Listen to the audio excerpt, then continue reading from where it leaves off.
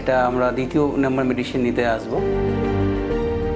Spread করেন একটা জায়গাতেই আছে এবং একেবারে ফার্স্ট পেজে আছে, যিনি ম্যাডামও বলেছিলেন। ওভারঅল ভালো আছে, কোনো সমস্যা নেই, যে হাঁটা চলা, খাওয়া দাওয়া, কথা বলা, এসব নিয়ে কোনো সমস্যা। আগের থেকে ইমপ্রুভ করেছে। আমি যেটা জিজ্ঞাসা করেছি, আমি তো থাকি না ওখানে, আমি যেটুকু জিজ্ঞাসা করেছি যে ভালো আছে, তবে ওষুধের মনে হচ্ছে কিছুটা উপকারিতা আছে।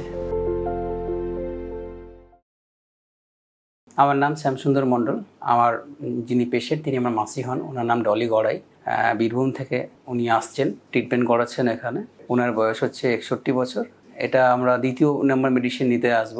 হ্যাঁ, যেটা হচ্ছে যে ওনার প্রথম যে গলাতে একটা সমস্যা বা ব্যথা শুরু হয়েছিল, সেখানে ডাক্তার বায়োপসি করতে বলেছিল, সেখানে ক্যান্সার ডিটেক্ট করে।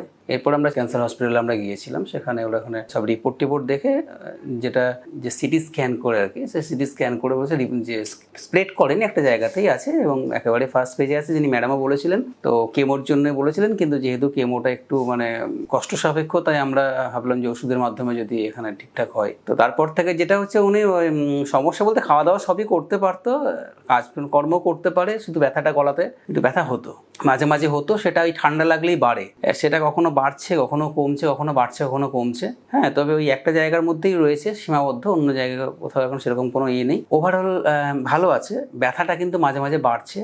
ম্যাডাম বলেছেন যে ব্যথাটা একটু বাড়বে, মানে একটু আবার ঠিক হয়ে যাবে এরকম বলেছিলেন আর কি। ইনিশিয়ালি অসুবিধা বলতে একটুই ব্যথা করতো মাঝে মাঝে, এটাই। যা ব্যথা ছাড়া ওনার অন্য কোনো সমস্যা নেই, যে হাঁটা চলা, খাওয়া দাওয়া, কথা বলা, এসব নিয়ে কোনো সমস্যা। লিকুইড খাবারই খাই, একটু সলিড খাবার খেলে সমস্যা হতে পারে। ব্যথা মাঝে মাঝে করে, আবার করে না, ঠিক আছে। মাঝে মাঝে একটু বেশি হচ্ছে, কোনো সময় ঠান্ডা লাগলে বেশি করে এটা। ঘুমায়, ব্যথা হলে হয়তো একটু আবার ওষুধ খেতে হয়, যে ওষুধ বলা হয় সে ওষুধ খায় উনি।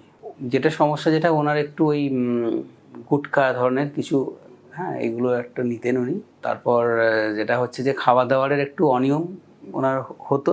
আর পরিবারের কারো কখনো ক্যান্সার ছিল না।